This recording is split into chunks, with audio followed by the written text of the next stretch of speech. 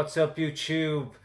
Not watching the show tonight live anyway. Unfortunately, I'm going to work in about a half an hour, so get to miss it. Also, the usual question: is it pay-per-view? I don't think so. Lomachenko obviously is pay-per-view, but he is, really this is just a money fight. I don't. No offense to Luke Campbell, he's a good, great boxer, but I don't think he's anywhere close to the level of Lomachenko. Just going to go through the card as we speak. These fights haven't happened, so I'm just going to put it out there. My predictions on the fights that are most of interest to me. Josh Buatsi, he's going to win against Ryan Ford, so foregone conclusion, if you ask me. The only two fights that really interest me on the card, again, I love Joshua Buatsi. He's a great fighter, but it's a foregone conclusion if you ask me. He's going to win impressively as he always does. I'm really looking forward to when he steps up and fights, a real challenge to him, which hasn't happened as of yet in his career. Again, if you ask me, two fights that I would watch if I could would have been Hughie Fury against Povetkin. Who do I think is going to win? Povetkin by decision. I think Hughie Fury's a good boxer. Doesn't really, when he steps up to that level, he's still young.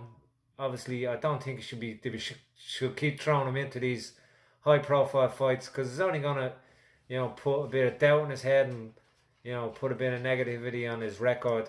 I think they should be building him up more, through the fucking English level, British level, Commonwealth, European, in a couple of years' time, then start throwing him into fights like this.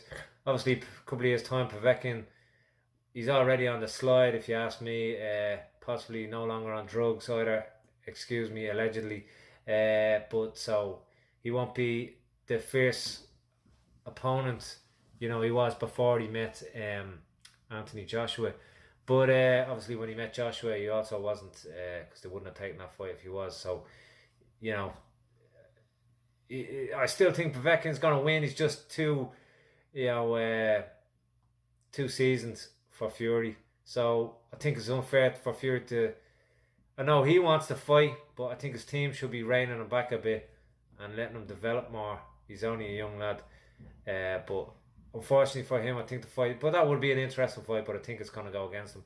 Then really the standout fight that is as close as it's going to be, I think, is Charlie Edwards against Julio, Cesar, Martinez, Aguilar.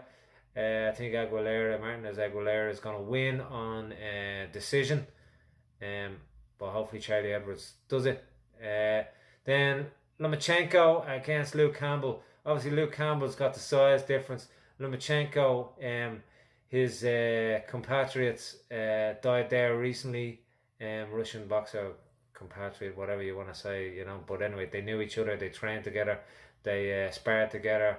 Had a lot of time together. And Lomachenko, his manager, was also the manager of this guy.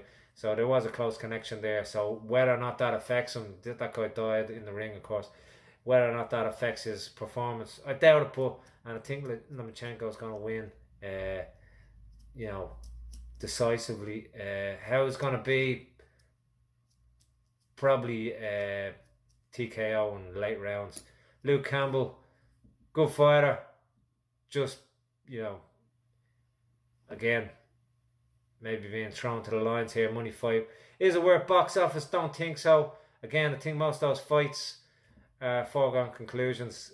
I'll be surprised if Lomachenko, Martinez, Aguilera, although should be close, Povetkin, and Buatsi obviously is going to win. I'll be surprised if any of those don't happen. So, is it worth paying money for something is probably going to, the result before it actually happens? Don't think so. Anyway, if you're watching it live, enjoy it. And I'll be doing a review tomorrow about it. And I'll talk to you then. Thank you, Good luck.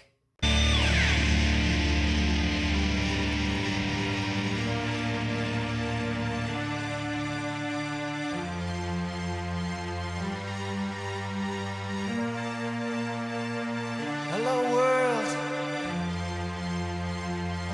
Goodbye world.